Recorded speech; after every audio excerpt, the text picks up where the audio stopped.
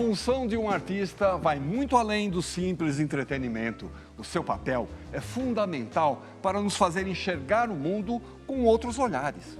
E o nosso convidado de hoje foi um dos artistas mais censurados por conta das canções que retratavam a dura realidade de uma enorme parcela da sociedade. No Persona de hoje, Odair José.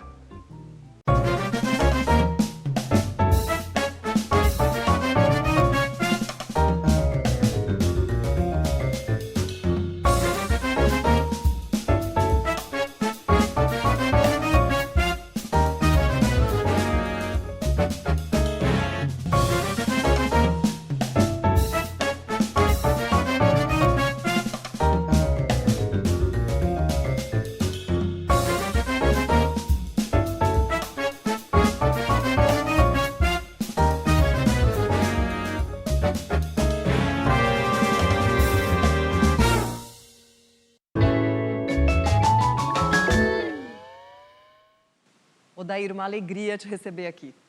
Seja muito bem-vindo ao nosso programa. Eu é que agradeço ao convite, um prazer estar com vocês. Odair, você construiu uma carreira de enorme sucesso. Foi um dos maiores vendedores de discos, se não o maior, durante um certo período. Mas, apesar disso, a sua vida foi cheia de altos e baixos.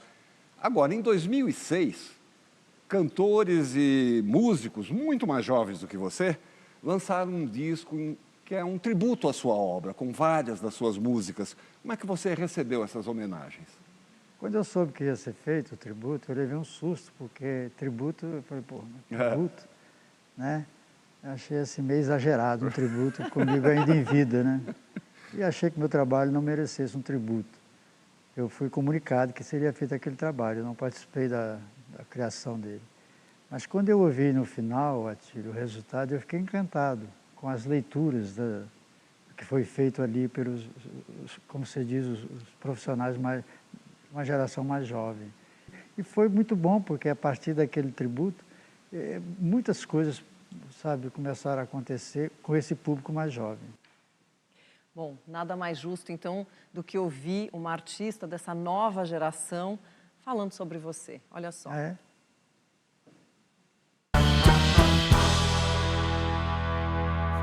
O assunto agora é a cultura da bala. Olá, amores da TV Cultura. A Sucena aqui. Estou muito feliz de poder falar de um dos grandes mestres da minha vida e da música brasileira, que é o Odair José. Um artista por quem eu tenho grande admiração. Odair é um cantor que sempre esteve aqui sobre os meus ombros e sobre os ombros do Brasil, né, cantando nos nossos ouvidos, nas rádios, nas baladas. Os meus pais ouviam Odair José e eu tive a oportunidade de entrevistá-lo em 2017. E foi uma das grandes honras da minha vida. Além de tudo, eu ganhei um parceiro. Ele mandou uma música, inclusive, eu tenho uma música inédita escrita pelo Odair José que eu ainda vou gravar. Estou preparando um lugar bem especial para ela. E além do artista maravilhoso, da musicalidade brasileira, contemporânea, foi um dos artistas mais censurados pela ditadura militar, inclusive. E ele pôde retornar essa verve rock and roll, contracultural, mais tarde. É uma fase que eu tô adorando, porque ele continua. O que eu tenho a dizer para o Odair é que vida longa, que as suas músicas sejam sempre ouvidas pelas novas gerações e que a gente daqui vai fazer esse papel de rememorar sua obra, seu trabalho e sua grandiosidade. Te amo, Odair José. Um beijo. Quem andar errado vai levar chumbo grosso. Quem comer da fruta vai chupar o caroço. Agora chupa.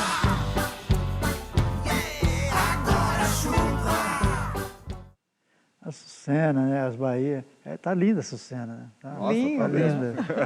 É um doce, é uma pessoa maravilhosa. Muito obrigado, Sucena. Obrigado. Bom, você nasceu em uma família de agricultores da cidade de Morrinhos, em Goiás, e diz que gostava de ouvir muito rádio. O que você ouvia? Então, Cris, eu nasci em Morrinhos e meu pai tinha uma pequena, né, propriedade rural.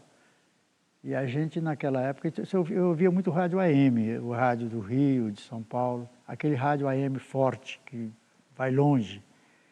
E você ouvia de tudo, porque o rádio era muito eclético, né? Você ouvia, por exemplo, de Frank Sinatra a Luiz Gonzaga. Você ouvia de Roberto Carlos a Ataúfo Alves. Você ouvia. E lá na minha região se tocava muita música sertaneja, que na época o Tonico Tinoco, Zilizala, esse sertanejo mais antiga mesmo. Então o meu ouvido para a música é assim é uma coisa muito eclética. Eu ouvia de tudo e gosto de tudo. Aí você passa a cantar na TV e na Rádio Brasil Central de Goiânia, onde você se enche de coragem e vai falar com um grande ídolo da música. E tem alguém que adianta essa história para você, olha só. Alô, amigos. Todo mundo sabe aqui em Goiás que o cantor Odair José, cantor, compositor goiano, foi para o Rio de Janeiro e escalou a escada do sucesso. Mas tudo começou em 1964. Nós éramos muito amigos, né? Como somos até hoje. E ele me pediu para apresentá-lo a Roberto Carlos, que vinha a Goiânia pela primeira vez naquela época e seguidas vezes depois. Roberto o atendeu, ele apresentou algumas canções, Roberto ouviu, lhe deu alguns conselhos e depois ele foi para o Rio de Janeiro, onde ralou bastante até fazer a sua primeira gravação e alcançar o seu primeiro sucesso. Odair José é um grande amigo, uma pessoa muito querida aqui em Goiás e que eu tenho muito prazer em falar dele ou sobre ele. Parabéns, Odair, um grande abraço e apareça quando quiser, a casa é sua. Agora, amigos do Persona, 2 detalhes. No primeiro, eu e o rei Roberto Carlos naqueles bons tempos. Olha lá quanto tempo. E no segundo detalhe, o nosso time de futebol, de jornalistas, radialistas, pessoas da comunicação. E lá estava o Odair José, que era a nossa estrela. Ele é o segundo agachado, tá bom? Para vocês reconhecerem. Grande Odair, peladeiro. Cara, o Arthur Rezende, sou um achado. Sou um achado, Arthur Rezende. Não pode, não sei, você falou de Goiânia e eu ia falar do Arthur. Engraçado, faz tempo que eu não vi o Arthur. Pô, muito bom, fiquei emocionado. O Arthur, ele tinha um programa de televisão, de rádio chamado Juventude Comanda. E o Arthur era um sucesso incrível. Ele é que levava os artistas para lá. Ele era o cara que fazia, tipo, a jovem guarda da cidade, era o Arthur Rezende. Então, aí o Arthur, eu me lembro que ele levou o Roberto, tem essa história realmente, e eu consegui falar com o Roberto sobre eu tinha um caderninho e um violão. Eu ia cantar minhas músicas para o Roberto. Ó, tem umas músicas aí e tal. E o Roberto até ouviu algumas coisas, mas ele falou, cara, não funciona assim, né? Não funciona assim, não era hora para aquilo, não funciona assim. Mas me procura no Rio. Sabe, aquele negócio, aqui não dá, me procura no Rio. Eu falei, pô, Goiânia, Rio. Mas eu falei, tudo bem, então não dá, né? E eu fiquei com aquilo na cabeça, me procura no Rio, né? E essa história, o Arthur lembrou disso e é verdade.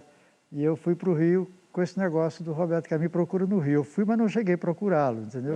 Porque eu vi que o caminho não era isso. Eu fui procurar as gravadoras de fato. E foi, e sem avisar a família. Foi, Cris. Infelizmente, hoje me arrependo profundamente disso. E você imagina eu chegar para o meu pai, um cara da roça, lá do agricultor, dizer, eu vou para o Rio de Janeiro ser cantor. Isso, naquela época, era totalmente inviável. Ou vim para São Paulo. No caso, eu falo do Rio, porque as minhas referências de gravadora, de produtor de disco, de artista, era do Rio, não era de São Paulo. Na época a coisa acontecia mais no Rio. Então o que aconteceu? Aí a insensatez falou mais alto. Eu anoiteci e não amanheci. Mas antes disso aconteceu um fato. Por que eu saí escondido? Eu vinha para São Paulo, sabe? Eu falei, São Paulo tinha mais a ver com goiano, né? Eu falei, vou para São Paulo. Em vez de Rio, esquece esse negócio do Roberto me procura no Rio. Eu falei, se eu tiver que achar ele, eu acho ele em São Paulo também. Uma hora eu acho ele lá. Mas aí eu fui falei que a rodoviária era perto de casa, perto da escola. E eu fui para pegar o ônibus na rodoviária, comprei a passagem para vir escondido, para São Paulo. Aí o cara do alto-falante da rodoviária me viu por ali, avisou o meu irmão e ele foi lá e me tirou do ônibus. Aí eu achei que o negócio de São Paulo não ia dar certo. Eu fiquei meio cismado com São Paulo e eu fui para o Rio. E você foi com um caderno, né, de um monte de nomes, endereços, telefones? Eu fui, Atílio, assim, eu tinha vários endereços de gravadoras, essas que todo mundo já conhece, e os produtores da época, daquele período, os caras que apareciam no contracapa de disco, os caras que, né, que faziam sucesso. Colecionando ali Eu tudo. pegava os caras, falei, tem que achar esses caras. E fui para o Rio. Meu pai tinha uma terra perto de Goiânia que tinha muita fruta. E quando eu tive um problema na escola, ele me levou, já que você não está estudando direito, vai passar um tempo comigo na terra. E tinha lá 2 primos meus que trabalhavam com ele, e aquelas frutas perdiam. Era muita mexerica, muita laranja, muita fruta. Aí ele tinha umas caminhonetes velhas lá, uns caminhões velhos. Eu falei para os caras, falei, bicho, se a gente pegar essas frutas e botar no caminhão e vender na feira, a gente faz uma grana. Porque eu já estava pensando em fazer uma grana para poder viajar.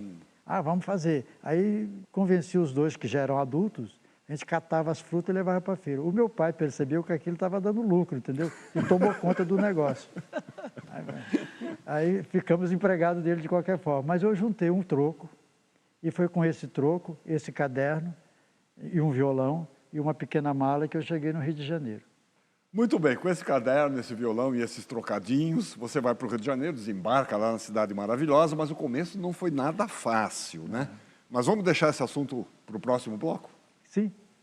Voltamos já com o Odair José.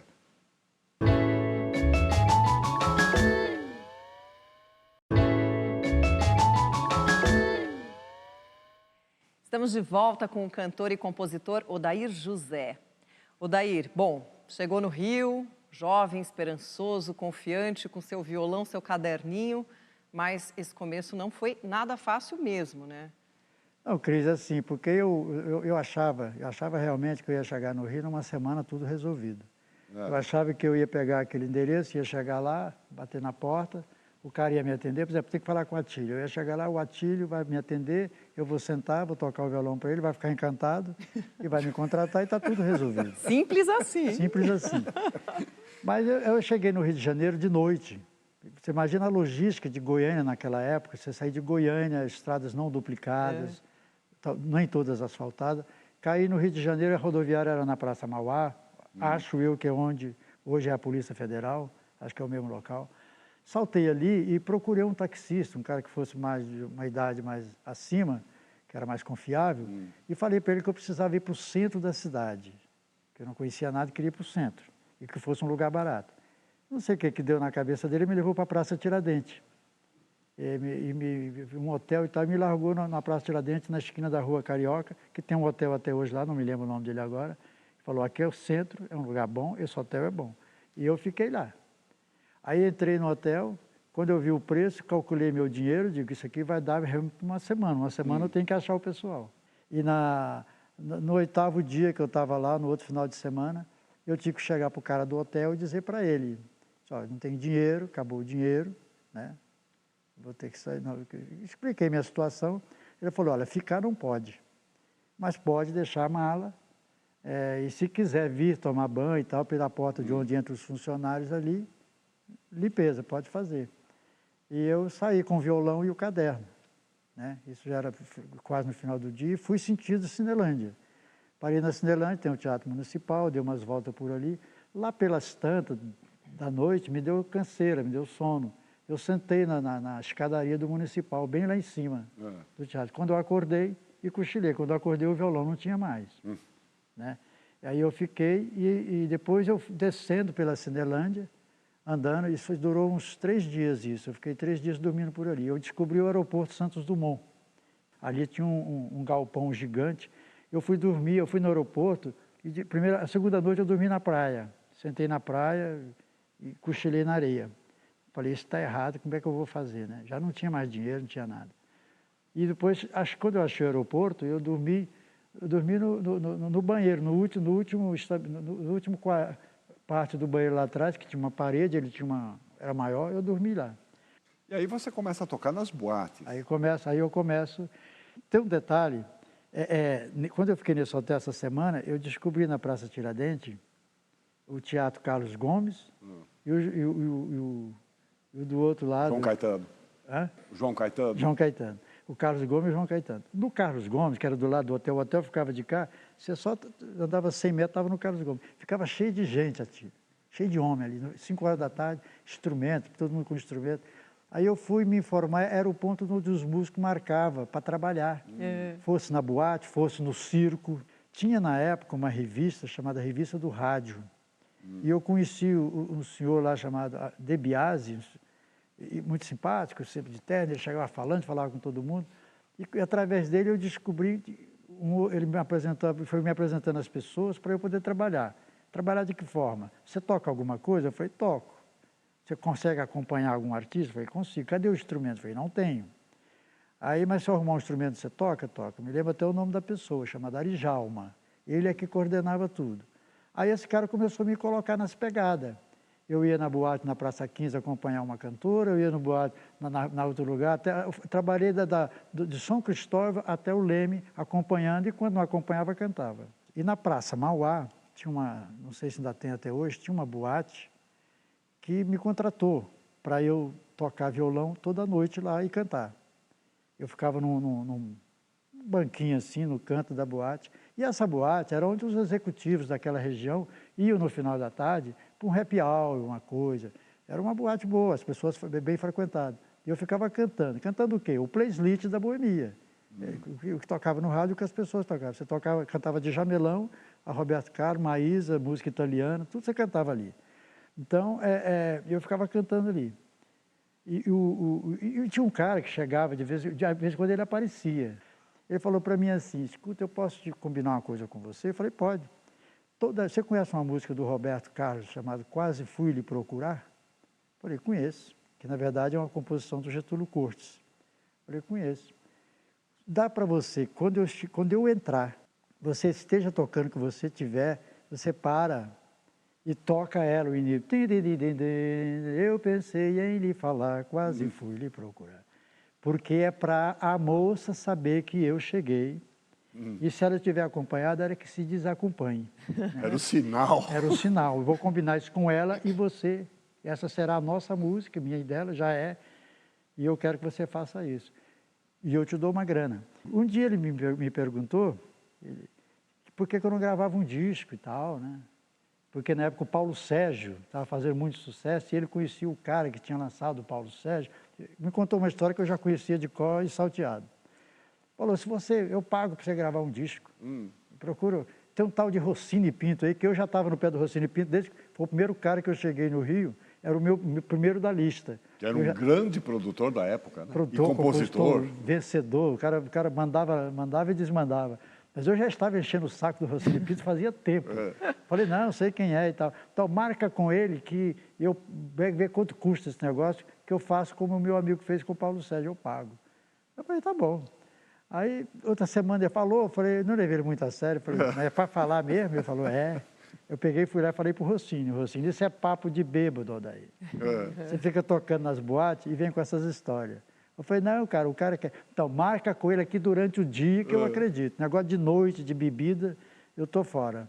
Aí falei para o Paulo Cid, falei, acontece, eu falei, tem que ir lá. Ele falou, marca amanhã às 10 horas que eu vou lá. Eu fui. Olha. E ele foi e falou, custa quanto para fazer o disco?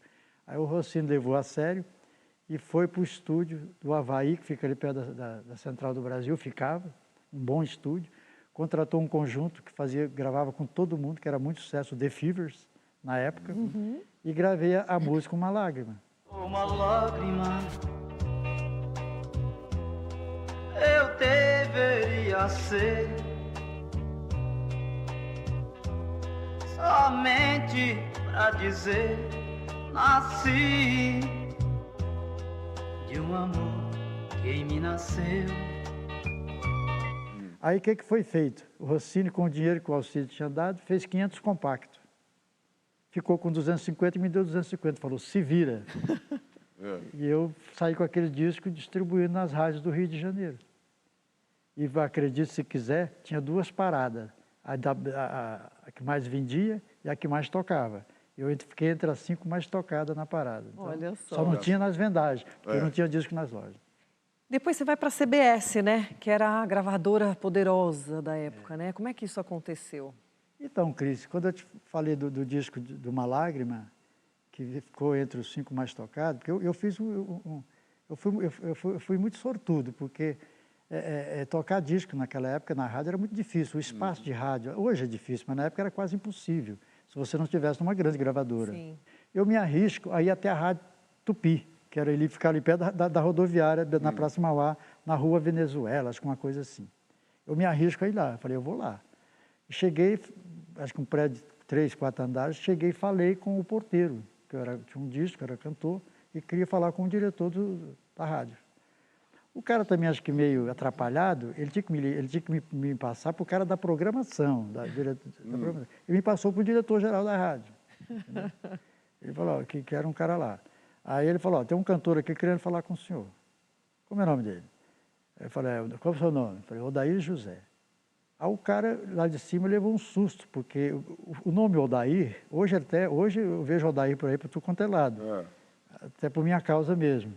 Mas na época Odair era um nome muito difícil de se achar. De onde veio esse nome? O cara chamava Odair, que é o grande Odair Marzano. Aí eu sou Odair Marzano, falou, mas ele chama Odair? Eu quero conhecer, né? Porque eu nunca vi um. Aí mandaram eu subir na sala do senhor Odair Marzano. E eu fui. Aí o senhor Odair chegou, a secretária me atendeu. O que isso aqui? Mas ele pegou o disco, olhou, era Odair, mas quis ver o documento para ver se batia o nome. Aí ele falou, engraçado. Aí ele teve curiosidade de ouvir o disco não era ruim. Aí chamou o cara da programação, o Zé Pereira, e falou, toca o disco dele. Aí me ajudou muito. E com essa execução que eu consegui, o Rossini Pinto, a CBS passou por um momento de revolução, assim, na administração. Aí, quando o Jairo sai para ir para a Polydor, para a Philips, o senhor Evandro Ribeiro, que era o presidente, em vez dele ter um diretor, ele coloca 5 produtores, que era o Abdias, que fazia as músicas do Nordeste, o Rossini Pinto, o Mauro Mota, o Raulzito, que é o Raul Seixas, e o Renato Barros, que era do conjunto Renato e seus Bruqueps. O Rossini, cada produtor desse tinha direito a contratar 5 cantores. Até saiu uma matéria numa revista daquela antiga, Cruzeiro, sei lá, uma daquelas antigas, a página assim inteira, a CBS contratou 25 cantores, a CBS procura um novo Roberto Carlos. E levaram o Roberto pagou esse mico, levaram ele até o estúdio, juntou os 25 caras e botaram o Roberto no meio e fizeram a matéria. Aí, bom, eu imagino que tenha sido um mico para ele, porque o cara ocupado para caramba foi lá fazer essa foto. Mas aí o Rossini Pinto assinou o contrato dele como produtor meio-dia, e meio-dia e 5 ele me contratou. Uau! Então, sensacional, né? Foi muito bom. Temos mais um depoimento aí para você ver, Odair. Olha só. Alô. Odair, é Dom Salvador que está falando aqui, aquele negão que tocou na sua gravação aí. Isso aí foi, sei lá, 1969, foi na época que eu também estava gravando meu disco Dom Salvador com o Elcio Milito, que ele era produtor aí da CBS naquela época. Então eu tô dando aqui o meu depoimento aqui, realmente espero que você esteja bem, de saúde, né? E vamos tocando, né? Vamos que vamos, né? Tá legal? E até mais, quem sabe em novembro, eu estou com esperança que eu vá fazer um trabalho aí em homenagem à consciência negra. Eu pretendo levar meu sexteto, que eu trabalho aqui já há alguns tempos. E, então, espero a gente tomar um cafezinho aí, né?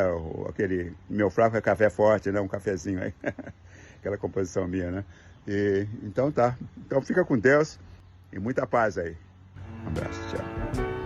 O meu amor foi aumentando, cresceu demais, e 1 hora por dia. Cara, vocês estão de parabéns. Depois do Arthur, você me traz o Dom Salvador, cara. Isso é uma maravilha, eu fiquei emocionado. Diretamente de Nova York, hein? Fiquei emocionado. De princípio, falei, pô, de onde... A história do Dom Salvador, assim, eu fiz um contrato de 2 anos na CBS. Mas lá na CBS, ao ser contratado, eu fui meio que ajudado, porque a CBS tinha um disco chamado As 14 Mais, que era o segundo disco mais vendido do Brasil. O primeiro era o Roberto Carlos, o segundo era 14 Mais, porque também tinha o Roberto Carlos. E você entrar nesse disco era uma loteria. E nós tínhamos lá um técnico genial chamado Eugênio, de som, fazia milagres. Tanto é que o apelido dele não era Eugênio, era Gênio. porque pouca limitação técnica, ele fazia coisas incríveis. Eu gravei a música Minhas Coisas, para um compacto simples. E o seu Evandro estava montando as 14 mais. E o Eugênio falou, você não vai botar cantor novo na 14 mais? Ah, não sei o quê. E o Eugênio mostrou as minhas coisas para ele. E o seu Evandro me colocou nas 14 mais, nesse de 1970. E me ajudou muito. No 14 mais de 71, eu tinha essa música, Eu Vou Morar Com Ela, eu fui convocado para gravar de novo, porque eu tinha feito sucesso no disco anterior. Aí eu tive a ideia de gravar com o Dom Salvador. Eu vi o Dom Salvador tocando, falei, meu Deus, eu tinha que gravar com esse cara toca piano demais.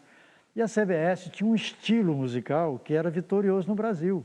O som do Brasil era o som da CBS, que era aquele som do Roberto e todos os caras da CBS. E o som do Lafayette. Vinha o órgão do Lafayette, vinha os Mauro Mota, vinha o Renato Barros. Era o som da CBS, que era uma vitória. Aquilo era o som do sucesso. O Brasil cantava aquilo ali. Mas eu queria o meu próprio som. Né? Dentro da CBS era quase impossível. Eu botei o Dom Salvador.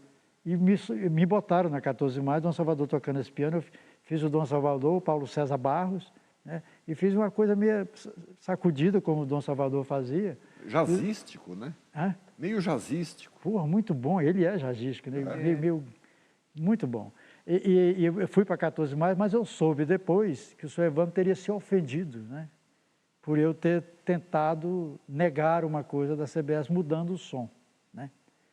E veja, o Dom Salvador me emociona. Quando o meu contrato acaba em 71, o que eu escuto é isso, porque foi gravar com o Dom Salvador, isso não tem nada a ver com a CBS, né? O Rossini Pinto chega para mim e diz assim, seu contrato acabou, que era 70, 71, você não tem mais disco, acabou. Mas eu consegui, com o seu Evandro, um favor para você. Qual é o favor? Você vai gravar um compacto simples, porque depois daquela burrice que você fez, agora você conserta a burrice. Eu falei, eu tenho uma música ótima. Ele falou, qual é? Eu cantei para ele, eu vou tirar você desse lugar. Ele falou, Deus me livre, você não aprende, você me traz uma música de prostituta, eu estou te fazendo um favor. Eu falei, não, cara, não é prostituta, eu estou contando a história de uma coisa que eu vejo na noite, tal. Aí me lembro do Raulzito, do pessoal ali, dizendo, não, assim, deixa cantar, a música é boa e tal, do Miguel Prost, que era dos Fives, deixa tocar e tal. O assim, nem vou no estúdio, ele não ia mesmo, ele não gostava de estúdio. E foi quando eu gravei, eu vou tirar você desse lugar, sai num compacto, e o seu Otton Russo, que era o nosso gerente de marketing, fala para mim, não adianta vir aqui me procurar, porque você não está na lista de trabalho, porque você não tem mais contrato com a CBS. Não tem divulgação, não tem divulgação, não tem nada, se vira. Aí tinha um amigo que morava perto de mim, nessa época eu morava na rua do Riachuelo, morava perto de mim, disse assim, cara, você não está trabalhando, não estão trabalhando o teu dia, você está paradão aí. Eu tenho uma Kombi, a gente pega a Kombi, bota você, um baixista, um baterista, um alto-falante em cima, a gente sai pelo estado do Rio, vai mandando, e faz um show aqui, faz um show ali, chega na cidade, anuncia, canta no mesmo dia, canta no dia seguinte. Para não fazer nada, vamos fazer isso. E aos poucos, Atílio, aquilo foi me surpreendendo, porque toda hora que você fazia assim no rádio, você ouvia, vou tirar você desse lugar. Bom, resultado, 3 meses depois, a CBS me achou em Ilhéus, eu estourado no Brasil inteiro, primeiro lugar no Brasil inteiro, o disco mais vendido, me trouxeram de volta para cantar no Chacrinha, aquelas coisas todas. Aí quando eu volto, trazido para a CBS, eu era o disco mais vendido, mais tocado, mais vendido muito mesmo. Era um compacto que tinha uma venda absurda para o parâmetro da época. Da época, né? As pessoas que vendiam muito, mais tudo, estavam vendendo a metade daquele disco. Era uma coisa, assim, atípica para o mercado. Aí o seu Evandro já tinha um disco pronto para mim, para fazer um LP em 15 dias, que a gente fazia disco rápido. Um mês o disco estava pronto com capa no mercado. E eu falei para o seu Evandro, falei, não, seu Evandro, eu até faço o disco, mas não com esse repertório do senhor. Eu tenho um repertório pronto, já sei até qual é a capa. Aí ele não gostou, ele não gostava, ele não aceitava esse contraponto. E aí ele não gostou e se aborreceu comigo. Foi quando eu disse que ia, de uma certa forma, não ia me atrapalhar ali, porque eu fazia o que ele queria, então não liberava o contrato, tal, essas coisas. Eu falei, eu não tenho um contrato, o contrato acabou. Aí eu fiquei liberado, ele acalmou um pouco, tentou me convencer que eu devia ficar. Eu falei, não, eu fico, mas não para gravar desse jeito, para gravar do meu jeito.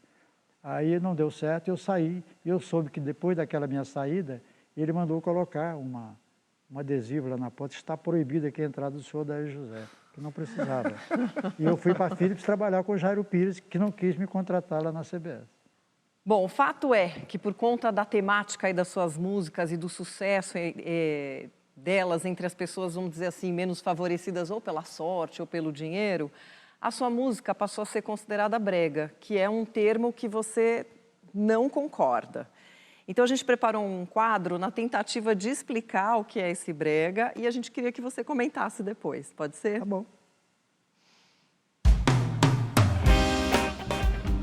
Muita gente convencionou chamar de brega um gênero musical brasileiro que se destacou nos anos 70 e 80, marcado por letras românticas, melodias simples e arranjos pouco elaborados. Mas você também podia marcar. Embora menosprezadas pelas classes mais elitizadas, essas músicas eram largamente consumidas e passaram a fazer parte do cotidiano e da memória das camadas mais populares. Quero ver o seu corpo dançar sem parar. Alguns dos seus principais expoentes foram Reginaldo Rossi, Peninha, Amado Batista e Odair José, que conquistaram um grande público com suas canções de amor e dor. Até que anos mais tarde, o gênero ganharia o reconhecimento geral em gravações de artistas consagrados da MPB e do rock, como Caetano Veloso, Zé Cabaleiro e Paulo Miklos, que renderam à música brega o status de cult e se desdobrou em várias vertentes, como o brega pop, o brega funk e o eletrobrega. Hoje, em algumas regiões do país, como no estado do Pará e na cidade do Recife, o brega é reconhecido como patrimônio cultural.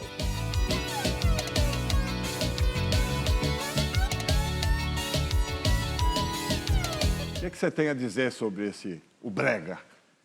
Primeiro, eu não acho que existe um estilo de música brega. Para mim, existe música bem feita e música mal feita.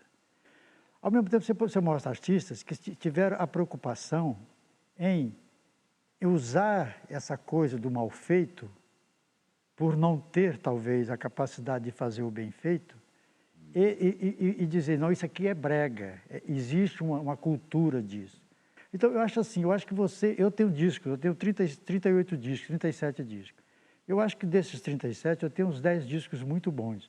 Os outros, eu peço até desculpa por ter feito, porque eles estão bem aquém daquilo que eu gostaria de fazer. Eu fiz sem foco, fiz para agradar produtor de gravadora, e aí é quando você faz um disco que o cara pode dizer, está mal feito. Então para mim existe músicas boas e músicas ruins, seja no rock, seja na valsa e seja no popular. É por isso que eu não gosto que você joga tudo num balaio. Perfeito. Temos mais um depoimento para você, Odair. Tá bom. Olha lá. Alô, amigos. Sou Alex Malheiros, do Azimuth. Estamos aqui em tour na Europa e depois Ásia. Estamos em Berlim. E é sempre um prazer muito grande falar do Odair José. Odair José é o nosso amigo há muitos anos, desde o início das gravações. Então nós gravávamos muito e foi muito sucesso dele, muita coisa. Uma música muito boa dele, sempre muito forte, muito popular. E deu essa oportunidade e estávamos sempre juntos. Ele sempre escolhia Azimuth. Quero Azimuth. E o Azimuth estava com ele lá. Fomos ficando e foi lindo, né? Os arranjos do Zé Roberto Bertrame, né? Para ele e o Azimuth sempre acompanhando.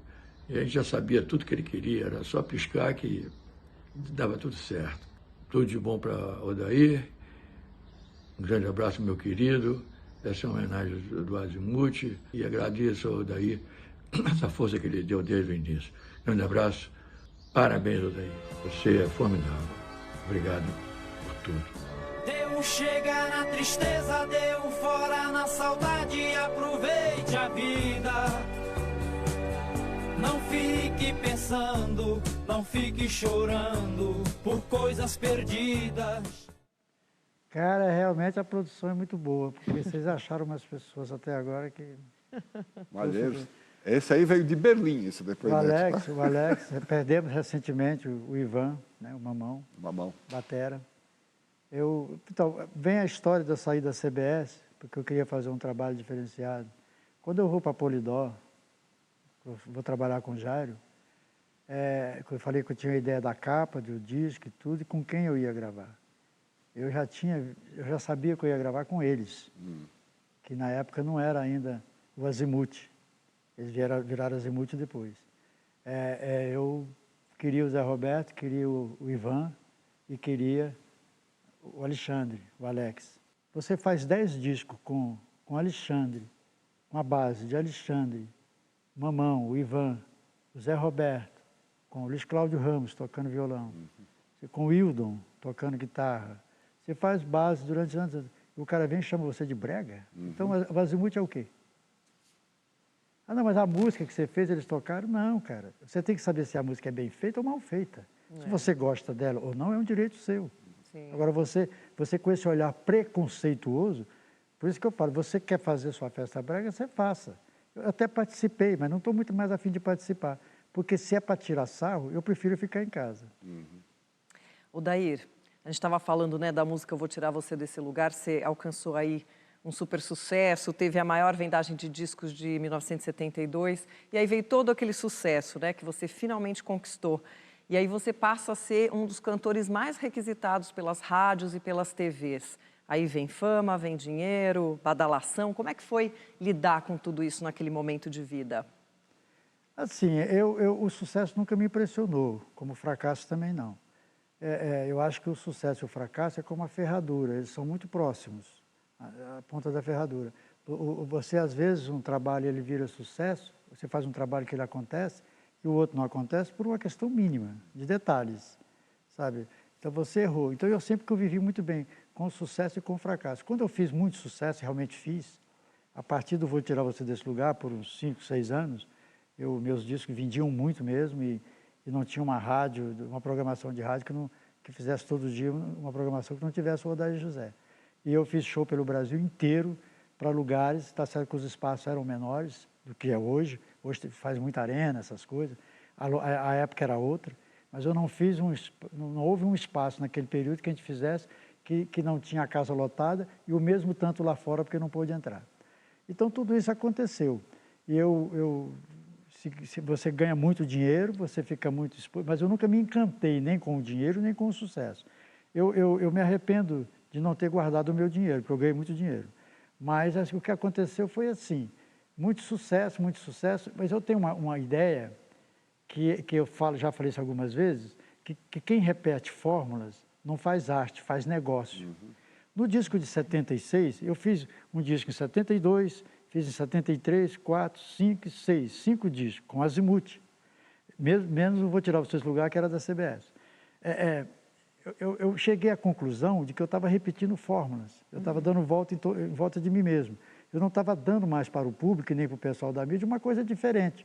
Quando eu apareci com Vou Tirar Você Desse Lugar, era diferente. E tanto é que eu tinha uma conversa com o Raulzito na CBS, que ele tinha também os projetos dele, só que lá ele era produtor, não era cantor, e eu tinha os meus. Ele falou, como é que a gente vai se colocar no mercado?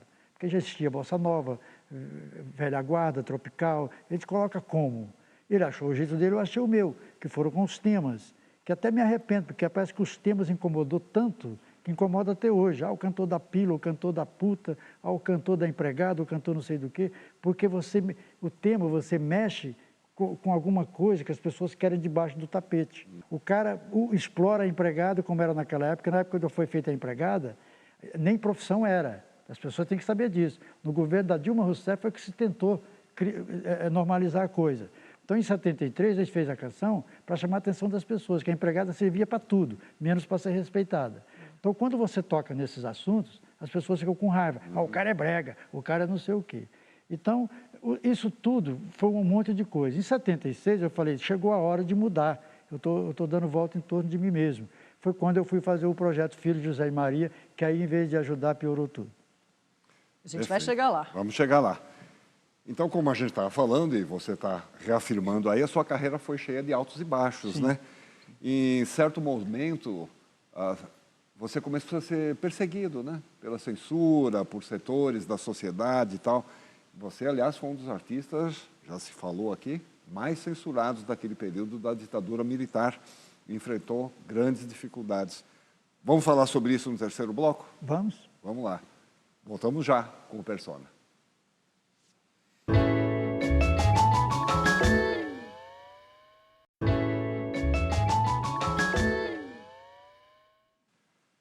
Pronto, voltamos para a nossa conversa com o cantor e compositor Odair José. Odair, sua música era considerada atentatória à moral e aos bons costumes, principalmente pela igreja e pelos setores do governo militar, da ditadura, né? Mas antes de você falar sobre isso, olha só o quadro que nós preparamos sobre esse assunto, a censura. Nos anos 70, Odair José colecionava sucessos com suas gravações que retratavam os desejos e conflitos de pessoas humildes ou que viviam à margem da sociedade. Se você não voltar, eu sei que vai parar no peito um coração. Assim como outros artistas da época, as suas composições eram sistematicamente proibidas pelo aparato de censura do governo militar. Diferente da censura ideológica, que visava limitar a divulgação de ideias políticas, religiosas ou sociais, o que recaía sobre Odair José era a censura de costumes, que se ocupava das manifestações artísticas que desafiavam valores morais e normas de conduta da sociedade. Odair José foi um dos compositores mais atingidos por essa censura de costumes, o que implicou na proibição de gravações, apresentações em shows e execução de muitas de suas músicas. Um período de forte obscurantismo que violou direitos humanos fundamentais, como a liberdade de opinião, de informação e de expressão.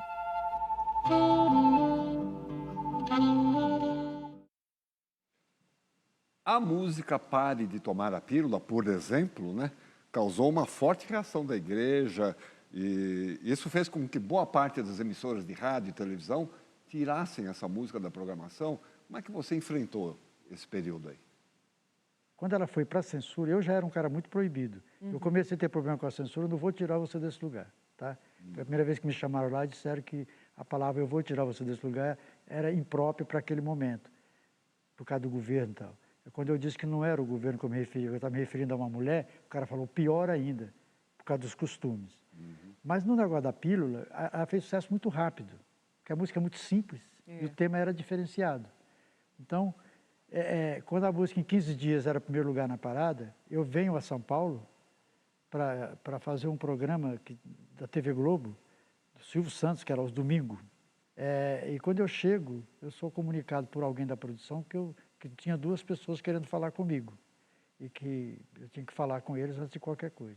Eram duas pessoas do governo, um fardado e um não fardado.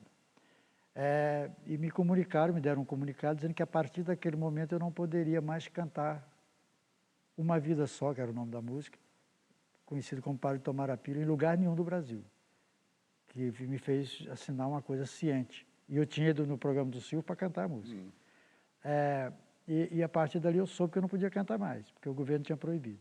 Aí foi levado esse fato à gravadora, todo mundo sabia, as rádios receberam também um comunicado que não poderia tocar, porque a música não foi tirada do disco, o disco está lá, certo? Mas a música não poderia tocar. Aí eu comecei a tocar o lado 2 da música, uma música que fez muito sucesso, chamada Que Saudade de Você, porque não podia tocar a pílula, então tocava a outra. Mas a pílula já era sucesso. Aí eu fui, uma pessoa que já não está mais com a gente, disse para mim que poderia, se você vai fazer um show em Brasília dia tal, eu falei, vou. Então, me bota na equipe, que eu conheço alguém lá que pode nos ajudar a resolver essas coisas. E assim foi feito, e eu fui até Brasília, fiz o show, e no dia seguinte permaneci lá com ele, e ele me levou para falar com uma pessoa muito importante dentro do governo naquele momento. Eu posso dizer quem é? A pessoa que me levou foi o Aderbal Guimarães, o general era o Goberido Couto Silva. Então, o que acontece é assim, aí fomos até lá para tentar reverter essa coisa. Eu já era muito mal visto pela censura. Mas o general, ele não estava nem aí para aquilo, agora a preocupação dele era outras coisas. Mas o que eu tomei conhecimento é que a música não poderia ser liberada porque existia uma campanha do governo em distribuir anticoncepcionais gratuitamente nos hospitais brasileiros para o controle da natalidade. E que o governo ia começar uma campanha em cima disso. E que não ficava bem deixar uma música, quando o governo quer que tome a pílula, ficar o cara cantando na rádio, para de tomar a pílula. E aí você citou, né, o álbum O Filho de José e Maria, que teve uma repercussão aí ruim, né? Te prejudicou. Foi. Como é que foi essa história? O Filho de José e Maria, em 76, como eu disse, eu falei, pô, estou dando volta em torno de mim mesmo, fazendo discos muito repetidos. Eu estava lendo um livro do Khalil Gibran, Khalil, o Profeta, e tinha um cara estourado nos Estados Unidos, vendendo muito disco, chamado Peter Frampton. Tinha feito um álbum, o cara vendendo 20 milhões de álbuns. Falei, se eu fizer aquele negócio somado com as ideias do Khalil, isso pode dar um puta de um projeto. E aí comecei a compor, morava ali na Praia do Flamengo, comecei a compor, na época eu estava com mania de piano, tudo fazia no piano. Aí quando o disco sai, cara, foi um horror. As rádios não quiseram tocar, os meus amigos de rádio diziam que não ia tocar porque gostavam de mim e não iria atrapalhar a minha carreira. Eu falei, pô, mas você atrapalha não tocando. Não vou tocar porque isso aqui é um absurdo. E a igreja, aí sim entra a igreja, que veio um senhor da igreja dizendo que ia me excomungar por conta disso e tal. Sei lá se excomungou, não prestei muita atenção, deve ter excomungado, mas a minha vida não mudou em nada. Por conta da excomungação, não. Tá certo que depois daí desandou pra caramba. Talvez seja por eu ter sido excomungado, até vou pensar nisso. Mas o que acontece é que o Filho de José e Maria me levou de volta ao zero, só que um zero rejeitado. Vamos ver o depoimento de alguém nessa fase toda aí? Falar sobre o Odaí é muito fácil, a gente é amigo desde quando ele chegou do interior, acho que foi de Goiás. A gente ficava ali no corredor da CBS, na Visconde Rio Branco, ele buscando uma oportunidade, até que ele conseguiu gravar o primeiro disco dele. Foi um disco que tocou bastante e tal, e chamou a atenção da Polidoc, que o Jairo Pires convidou ele para gravar lá. Eu era o encarregado das bases, né? Então eu convidei o Azimuth para gravar e o Luiz Cláudio Ramos para completar o time, né? Fazer 2 guitarras. E a gente gravou os discos dele todo, foi um maior sucesso. E anos depois ele me convidou, já tinha estourado, né? Eu gravei em 73, estava cheio de sucesso e tal. Aí ele me chamou para gravar lá na RCA Victor, foi muito bacana. Eu admiro muito o trabalho. Ele, como eu, é um cara assim, super irrequieto, né? Tá sempre produzindo, sempre fazendo coisas novas. Eu desejo para ele tudo de bom, viu, Odaí? Tudo de bom para você. Sucesso mais ainda na carreira. Valeu? Um abração. Valeu, um beijo aí, valeu. Maria e José se amaram e um lindo menino nasceu. Do grande Hildon. E é verdade, nos conhecemos lá na CBS. Aí ele seguiu o caminho dele, mas ele foi tocar comigo no Filho de José e Maria. Nos anos 70 também, o Caetano Veloso te convidou para fazer uma participação num show dele e você levou uma vaia imensa mesmo antes de cantar, né? Mas o Caetano não deixou barato. Como é que foi isso? A empresa Fonogram ia fazer um evento aqui em São Paulo, no Anhembi, chamado Fono 73. Ia fazer um evento com os artistas dela, mais pop, mais MPB e tal. Eu era o cara de lá que mais vendia disco, mas eu não estava incluso nessa festa. Eu sabia disso e era normal. Aí, em determinado momento, alguém me disse, acho que foi o André Midani, que o Caetano Veloso tinha sugerido fazer um dueto comigo, porque tinha uns duetos lá. Ia cantar a Gal com a Bethânia, ia cantar o Chico com o Gil, e assim, tinha alguns duetos. E o Caetano parece que sugeriu o meu nome para cantar com ele. E me procuraram, eu falei, faço com o maior prazer, mas o que o Caetano quer cantar, né? Não sei o que é. Aí eu vim até São Paulo, o Caetano estava numa cidade aqui do interior, que eu também não me lembro qual era. Eu fui me encontrar com ele muito gentil como sempre, muito generoso. Me disse que cantaria comigo, eu vou tirar você desse lugar. Eu falei, perfeito, a gente vai cantar como? A banda, como é que vai ser? Não, você toca o violão, a gente canta. Assim mesmo, bem simples. Eu falei, tá bom, vamos fazer. E eu fui participar. Daquele momento, eu achei normal aquilo. E eu sabia também que eu estava indo cantar com uma plateia que era mais ligada a outra coisa. Eu era o rei do rádio. Eu fazia muito sucesso no rádio. Os meus shows que eu fazia pelo Brasil era 10 vezes mais do que aquela plateia, e a nível de quantidade. Mas era um privilégio estar dividindo o palco daquele momento, naquela festa, aquelas artistas grandiosos e muito mais com o Caetano Veloso. O Caetano Veloso é um cara acima da média, um cara além da curva, né? Eu convivi com ele pouco tempo, mas, pô, foi um privilégio. Aí entrei. Quando o Caetano me chamou, cara, aquilo veio abaixo, uma vaia que você não ouvia nada. Ouvia nada, não ouvia nada. E o Caetano se aborreceu, né? E chamou a atenção da plateia. E desfez do microfone, jogou ele no chão assim e saiu. Eu me lembro, não sei quem foi, se foi o Arthur da Távola, se foi o Nelson Mota, não sei, alguém que estava cuidando da produção embaixo, disse, fica quieto aí que ele vai voltar. Nesse período eu dedilhei algumas canções, e lá tinha os negócios da censura, né, que não podia cantar isso, não podia aquilo, eu saía desligando o microfone.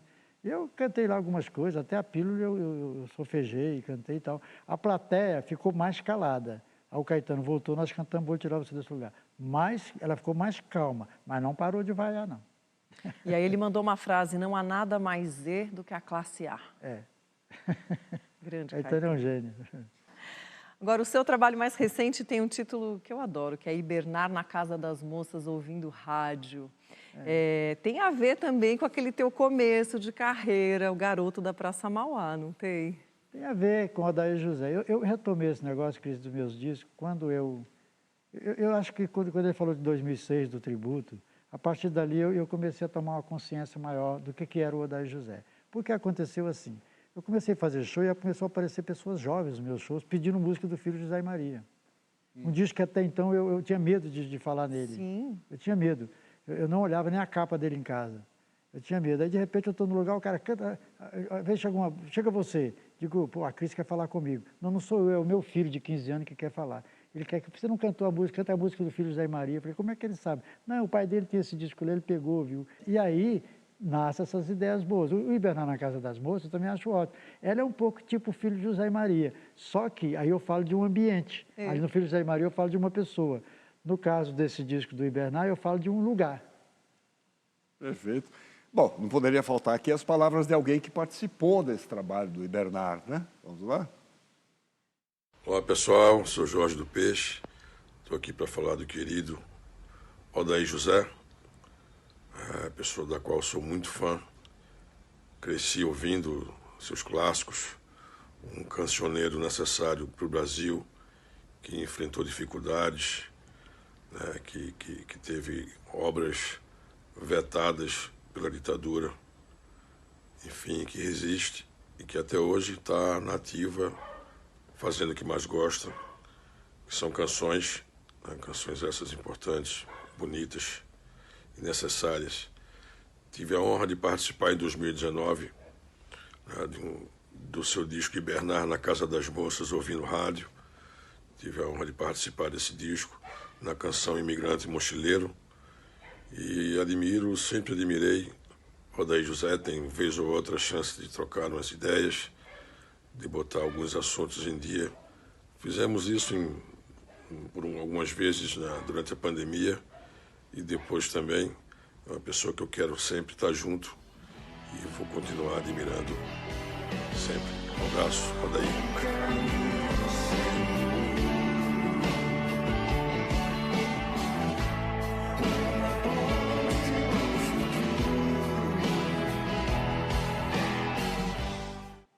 Jorge do Peixe, é um cara muito amável, um cara muito generoso também. Ele foi convidado, eu convidei o Jorge, sou fã do Jorge é um doce, porque o Imigrante Mochileiro, a gente está falando dessa coisa de imigração pelo mundo. Eu convidei o Jorge para ele me ajudar com a voz dele, a dar força para isso. É um privilégio, eu estou gostando muito das pessoas que estão aparecendo aí. Que bom. Odair, agora, depois de 40 não, né? Odair, depois de quase 40 álbuns gravados, milhões de discos vendidos, depois de tanta censura, de tantos altos e baixos, quem é o Odair José nessa altura da vida? Eu vou copiar uma coisa que o David Bowie falou um tempo atrás, antes de morrer, que eu achei muito legal, que pelo menos eu me identifiquei com a fala dele. Foi bom ter envelhecido para ser a pessoa que eu deveria sempre ter sido. Que lindo. Entendeu? Eu hoje, acho que se eu tivesse sido a pessoa que sou hoje a vida inteira, eu acho que eu teria contribuído mais para a comunidade, para o mundo, para as pessoas. Eu acho que eu, como ser humano, eu tenho uma preocupação muito grande, tenho mesmo, peço isso a Deus todos os dias, à noite, quando eu rezo, para que me faça um ser humano melhor. Eu quero ser melhor, porque eu quero ser uma pessoa que some na convivência com os outros, independente do meu trabalho. Mas o meu trabalho é uma forma de eu me manifestar para as pessoas. Eu uso, o meu trabalho é a minha fala. Mas eu gostaria de... Eu sou hoje aquilo que eu gostaria de ter sido sempre. Muito bom. Odair, muito obrigado. Infelizmente, o nosso tempo acabou. Foi muito bom conhecer um pouco mais sobre a sua vida, o seu trabalho, a sua coerência, a sua filosofia de vida. Obrigado. Gostei muito do programa. Obrigado pelo convite. Tá? Peço desculpas se eu falei demais, se eu falei besteira. Imagina. Foi lindo. Tá que maravilha. Obrigado. Trafegar aí por esse caminho todo. Agora a gente quer ouvir. Agora o Odair, imagina. Posso tocar uma música? Sim. Por favor. A gente fica por aqui, já nos despedindo de quem acompanhou o programa até agora. Voltamos na semana que vem. É ao som de Odair José. Vai ser aquela, Odair? Vai. Vai ser aquela. Vai ser aquela. Ótimo.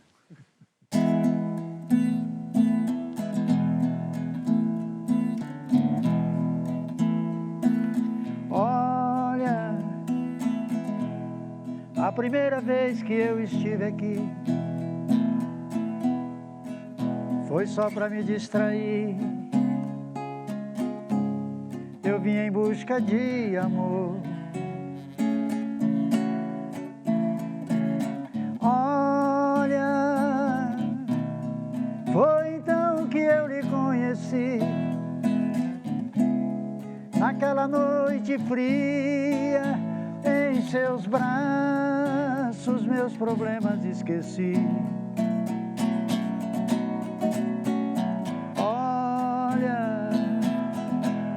A segunda vez que eu estive aqui já não foi para distrair. Eu senti saudade de você. Olha, eu precisei do seu carinho. Eu me sentia tão sozinho que já não podia mais te esquecer. Eu vou tirar você desse lugar. Eu vou levar você pra ficar comigo. E não interessa o que os outros vão pensar. Eu vou tirar você desse lugar.